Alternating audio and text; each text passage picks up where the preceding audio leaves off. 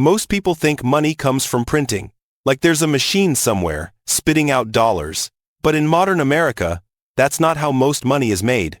Most money gets created the moment a bank approves a loan. And once you understand that one sentence, a lot of things in your life stop feeling random, things you feel every month but nobody connects for you. Why prices keep rising even when you're working harder. Why booms feel exciting and recessions feel sudden. Why it can feel like you're running on a treadmill that speeds up over time. If this has ever felt confusing, you're not crazy. It's just not explained in a way that connects to real life. So, let me break it down in plain English. And I'll leave you with a checklist you can actually use when credit tightens. You don't need to be an expert to survive this. You just need clarity. If you watched my last video on fractional reserve banking, you already know something most people don't. Banks don't keep all the money you deposit. They keep a slice, and the rest gets used inside the system. So the next question is obvious. If banks don't keep all the money, where does the rest come from? Where does new money appear? Most people answer, the government prints it. That's only part of the story. Because the truth is, money doesn't always come from paper. Sometimes it comes from a keyboard. Let's start with a small business loan, because this is where money creation becomes visible. Alex runs a small coffee shop in Austin, Texas. Not a chain, and definitely not a Silicon Valley startup. Just one storefront, a handful of employees, and a steady stream of regulars who come in every morning for their usual. And for a while, the business was fine. Not get-rich fine, just stable. Then the costs started creeping up, the way they always do. Milk got more expensive. Coffee beans cost more. Paper cups, lids, syrups, all up. His rent went up when the lease renewed. And wages had to go up too, because everyone was feeling it. None of it was dramatic. It was just this slow squeeze. Every month, the same sales, and slightly higher costs. And this is how businesses quietly die in America. Not with one big crash, with a slow squeeze that eats the margins month after month. If you've ever tried to run a small business, or even just manage your own household budget, you know that feeling. It's not that you're doing anything wrong. It's that the floor is moving underneath you. So Alex did what most small business owners do when the numbers start getting tight. He tried to buy himself some breathing room. He needed a new espresso machine. The old one was breaking down more often, and every repair was a hit. He also wanted a second grinder and a small fridge upgrade. Not fancy stuff, just equipment that keeps the shop running without surprises. Total cost, about $50,000. Alex didn't have $50,000 sitting around. Most small businesses don't. So he went to his bank and applied for a small business loan. The bank asked for the usual, a couple years of financial statements, cash flow, tax returns. They looked at his history, his credit, his revenue. Then, a week later, he gets the email. Approved, no fireworks, no big ceremony, just a document to sign. He signs. He clicks submit. And that's it. The next morning, Alex opens his business account. And there it is. Available balance. $50,000. Not points. Not rewards. Not a discount. Just $50,000 sitting there, ready to spend. And here's what's strange. Before Alex even buys a single machine, that $50,000 is already treated as money. Inside the system, it already counts. That's the part almost nobody talks about. Because in that moment, there's a question almost nobody asks out loud. Where did that money come from? Did the bank take it from someone else's deposit? Did it come from a vault somewhere? Was it moved from one place to another? Or did it get created right there on the spot? Because from Alex's point of view, it didn't feel like money moved. It felt like money appeared. And if that's true, if money can appear when a bank approves credit, then it changes what money even is. So let's slow down for a second and look at what actually happened. Did the bank actually have the $50,000? Or did it create it? Here's the simplest way to see it. When a bank approves a loan, it doesn't hand you existing money. It creates new money by crediting your account. That's not a metaphor. That's the mechanism. Think of money like a scoreboard. If I give you $20 in cash, that's physical money. It changes hands. But when a bank gives Alex a loan, it doesn't walk into a vault and pull out a stack of bills. It types a number into Alex's account, and that number becomes spendable money. Here's what the bank did. In 1 second, it typed 2 lines into its system. Line 1. Alex's account goes up by $50,000. That's a new deposit. At the exact same time, line 2. Alex now owes the bank $50,000. That's a new loan. 1 new deposit. Backed by 1 new debt. New money and new debt created together. That's why people say, loans create deposits. And that's why people get confused. This deposit looks like money. And it spends like money. But it didn't come from saving. It came from borrowing. And once you see that, you'll never hear the word money the same way again. Most money in the economy is not cash. It's deposits. And deposits are mostly created through lending. That's why life gets more expensive when credit expands.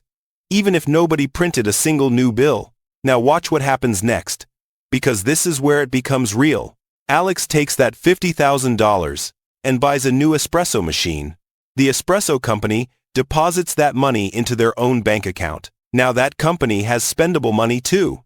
And the original deposit Alex received, it's now circulating through the economy. So, even though the loan started with Alex, the money created by that loan can move everywhere. And that's why this matters. When banks make more loans, money supply grows. When banks slow down lending, money supply slows down. When banks cut credit, the system tightens fast. Because in a credit-based system, lending is the engine of money creation. But here's the question that should bother you. If banks can create money like this, why can't they create unlimited money? What stops a bank from approving loans all day and making everyone rich on paper? Here's the reality. Banks can create money, but they can't create trust. And they can't create the future income you need to pay it back. Because every loan is a bet. When the bank creates that deposit for Alex, it's not free money. It's a promise that Alex will repay, month after month, with interest. So the first limit is simple. Borrowers have to be able to pay. If Alex's shop can't generate enough cash flow, that money the bank created turns into a problem fast. And the bank doesn't win when people default. The bank wins when people repay. Because when enough loans fail, the money that came from those loans starts disappearing. It doesn't just stop growing. It can shrink, and you don't have to imagine it. If Alex's shop loses customers and can't repay, that $50,000 doesn't stay money. It turns into a loss on the bank's books. That's why banks don't approve loans based on your personality. They approve loans based on your ability to send that money back. They look at your income, your cash flow, your track record, and the risk that you won't pay it back. Because a loan isn't just money created, it's money created with a timer on it. But there's another limit most people never hear about. Banks can't just create loans forever because they have to stay strong enough to survive losses. Think of it like this. If a bank creates too many loans and too many borrowers fail, the bank gets hit. And if the hit is big enough, the bank can go under. So regulators force banks to keep a safety cushion. They have to hold enough bank strength to back their lending. That's what people mean by capital rules. The bank needs enough of its own money at risk, so it can't gamble endlessly. It's like a safety belt. The bank has to carry its own cushion, so it can't bet with other people's money forever. So no, banks can't create infinite money. It's limited by 3 things: your ability to repay, the bank's ability to absorb losses, and the mood of the system, whether credit is loose or tight. And that brings us to the next piece of the puzzle. If banks create most of the spendable money through lending, then we need to separate 2 things: money created by the central bank and money created by commercial banks, because they're not the same. And once you see that difference, printing money starts to mean something very different. So, what's the difference between the money the central bank creates and the money banks create? All right, now that we know banks can create spendable money through loans, we need to separate 2 things. Because there are 2 different sources of money in the system. One comes from the central bank, the other comes from commercial banks, and they behave very differently. Because once you separate these 2, the whole printing money conversation changes. This is the part that makes the whole system finally click. Let's start with the first one. The money the central bank creates is called the monetary base. Don't let the name scare you. Here's what it really means. Monetary base is the foundation money. It's the money that exists as cash and as reserves inside the banking system. Cash is obvious. Bills and coins. Reserves are basically the bank's official money sitting at the central bank. You usually don't see reserves, but banks use them to settle payments between each other. So think of the monetary base like the seed. And here's the crazy part.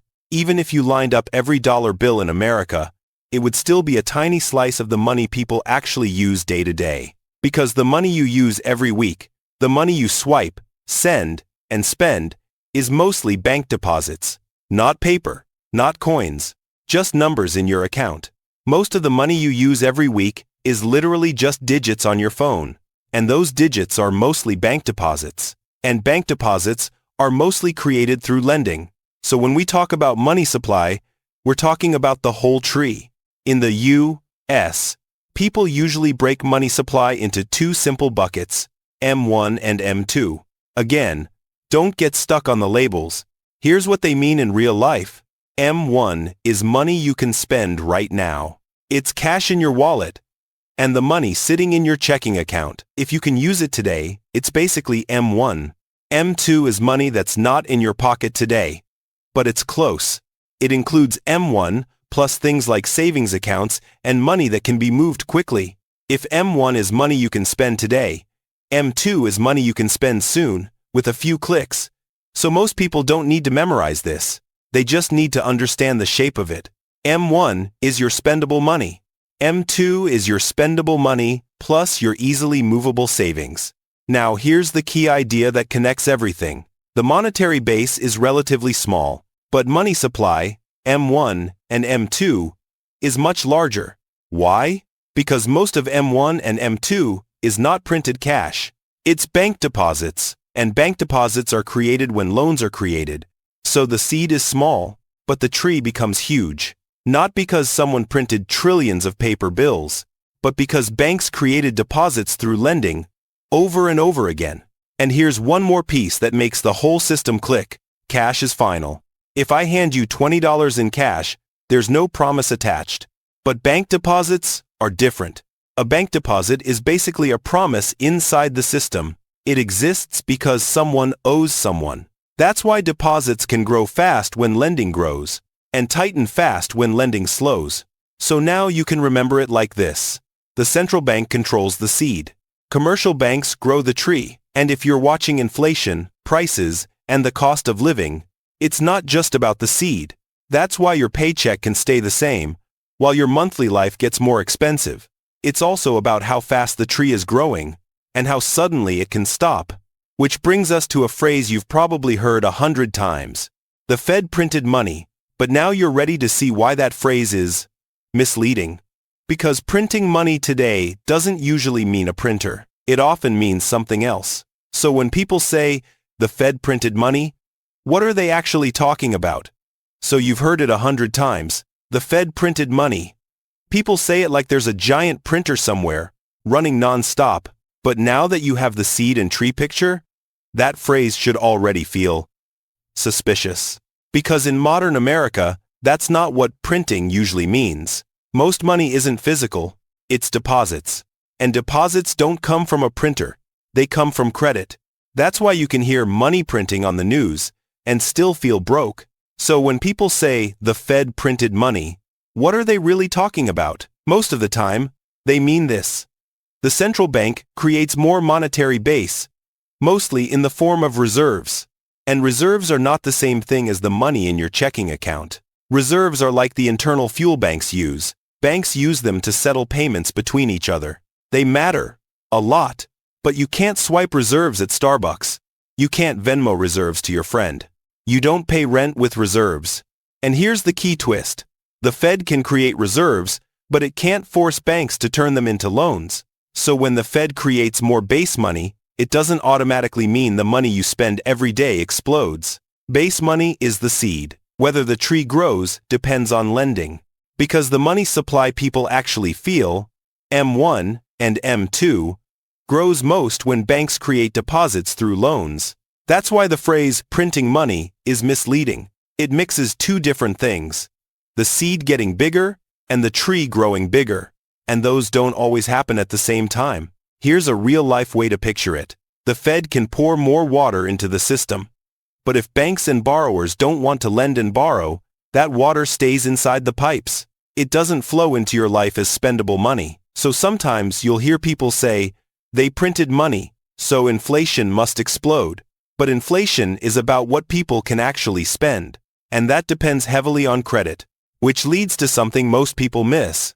The big driver of money supply isn't a printer. It's the credit cycle. When banks are confident and people are borrowing, the tree grows fast. But when banks get nervous and credit tightens, the tree stops growing, or even shrinks. And that's why the economy can go from, everything's fine, to, why does money feel tight so quickly? So from now on, when you hear the phrase, printing money, you should ask one question. Is the seed getting bigger, or is the tree growing bigger? Because that one difference explains a lot of what people feel in real life. And it takes us directly to the next part. What does it look like when credit expands? And what does it look like when it tightens? That's the tide that moves the whole system. So what does it look like when the credit tide is coming in, and when it's going out? It almost never starts with a headline. You'll feel it before you read about it. It starts quietly, in the little decisions banks make behind the scenes. Because when credit expands, life doesn't feel different overnight. It just feels smoother. Approvals come faster, limits creep up, and more people get a yes without having to fight for it. Small business loans get approved more easily. Credit card companies start offering bigger limits and better promotions. Car loans feel easier to get, and monthly payments get stretched out to make them look affordable. For Alex, it sounds like, no problem. A couple forms, a couple signatures, and suddenly he has breathing room. And this is what credit expansion feels like in real life. It feels like options. It feels like confidence. And it feels like the system is working. But here's the part most people miss. Credit expansion doesn't just create more deposits. It changes behavior. When borrowing is easy, people spend a little more without noticing. Businesses take bigger risks, hire more staff, stock more inventory, and sign longer leases. Not because everyone became reckless, but because the environment rewards confidence. And while all that's happening, prices start creeping up, not in one dramatic jump, but in a steady climb. Then, at some point, the tide turns. Maybe rates rise. Maybe banks get burned by defaults. Or maybe it's just fear, that sense that things are getting riskier.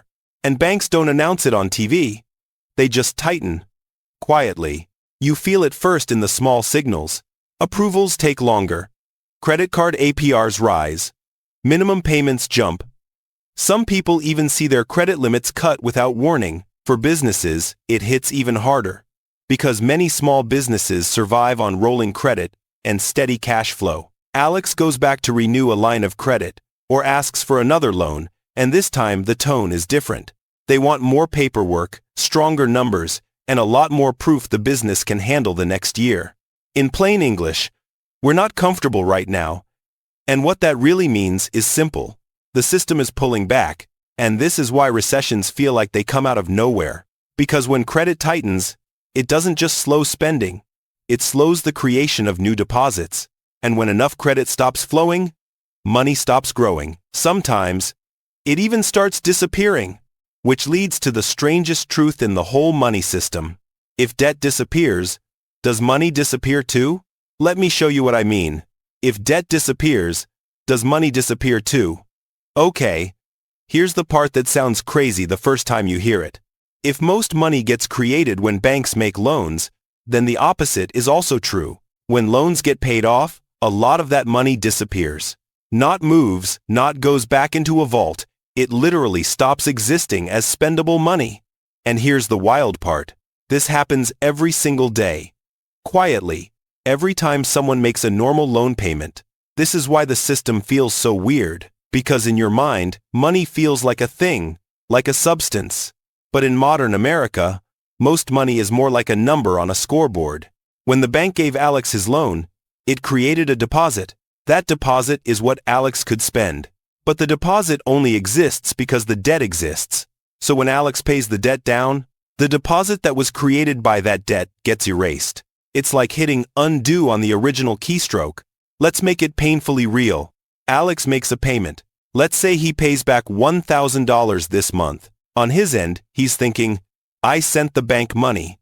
But on the system level, what actually happened is this. The loan balance went down by $1,000, and that $1,000 of deposit money disappeared with it. So, if Alex repays faster, then new loans are being created elsewhere, the money supply shrinks. Now here's the part that's counterintuitive. Paying down debt is good for you. It's smart. It's responsible. But if millions of households and businesses do it at the same time, especially during a tightening cycle, the system is quietly deleting money from circulation. And you can actually see the symptoms. Businesses sell less, hiring slows, layoffs pick up, credit limits stop rising, and sometimes get cut. And suddenly, everyone says the same thing. Why does it feel like nobody has money? This is one of the reasons. And now for the moment that should completely change how you hear financial news. If everyone in America paid off their debt tomorrow, and nobody took new loans to replace it, a massive chunk of the money supply would vanish. Not because we lost money, but because the money existed only as long as the debt existed. Debt doesn't just move money around. Debt is what creates a large part of money in the first place. This is also why a credit tightening cycle isn't just higher rates. It's not just banks being strict. It's the system quietly slowing new money creation, and sometimes deleting existing money, too. And here's what matters for your life. The first warning signs usually aren't on CNBC. They show up inside your bank app, in your credit limits, in your interest rates, in how hard approvals suddenly become. So, the real question becomes personal. When the credit tide starts going out, what do you watch for? And what do you do before it hits your paycheck? That's what we're going to answer next. With a simple survival checklist you can actually use. So, what do you watch for? And what do you do before the squeeze hits your paycheck? Alright, now we make this real. Because understanding the system is one thing, surviving it is another. So here's the survival checklist. Fast, practical, and usable for when credit tightens. This isn't about being perfect, it's about staying liquid and flexible when the system tightens. Step 1. Watch the warning signs inside your bank app, not the news. Turn on 3 alerts today. Low balance, credit utilization over 30%, and any credit limit change. If your APR jumps or your credit limit gets cut and you didn't do anything wrong, that's the system tightening. So stop using credit for basics immediately. Step 2. Build a cash runway. But start small so you actually finish. Your first target is $500, not 3 months. Set an automatic transfer of $25 per paycheck into a separate runway bucket. If you can't build runway, you're not ready for a tightening cycle. Because cash becomes control when credit pulls back. Step 3. Kill the fastest traps first. Credit card debt. Not all debt is equal. Credit cards squeeze you the fastest. If you carry a balance, your rule is simple. Pay it down before you take on any new monthly payment. And if your minimum payment rises, treat that as a warning light, cut spending, and accelerate payoff immediately. Step 4. Freeze lifestyle upgrades when tightening starts.